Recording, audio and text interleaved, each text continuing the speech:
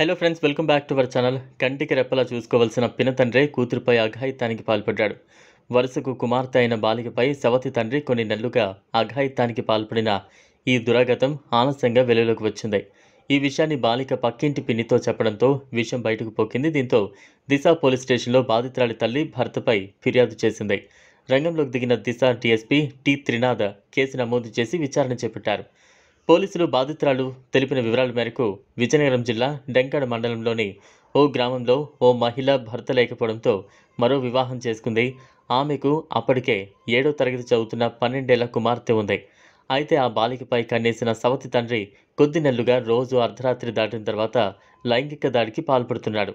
ఇటీవల కాలంలో భార్యాభర్తల మధ్య గొడవలు చెలరేగడంతో పిల్లలను తీసుకుని విశాఖలో ఉంటున్న సోదరుడి ఇంటికి తల్లి వెళ్లిపోయింది. అయితే అక్కడ పక్కనే నివాసం ఉంటున్న మహిళతో బాలిక తన గోడును వెళ్లబోసుకుంది. కానీ తల్లితో మాత్రం ఈ విషయాన్ని చెప్పలేదు. అయితే భర్తతో గొడవలు మంచిది కాదని సోదరుడు సర్ది చెప్పడంతో 2 రోజుల క్రితమే ఆమె తిరిగి డెంకాడ మండలంలోని తన ఇంటికి తిరిగి వచ్చేసింది. ఇంటికి వచ్చిన తర్వాత కూడా బాలికపై పినతండ్రి అత్యాచారాన్ని కూడిగట్టాడు. దీంతో సదర బాలిక ఫోన్లో తన పిన్నికి విషయం చెప్పింది. ఆమె బాలిక తల్లికి ఫోన్ జరిగిందంతా వెంటనే దిశ పోలీస్ స్టేషన్లో ఫిర్యాదు చేసింది.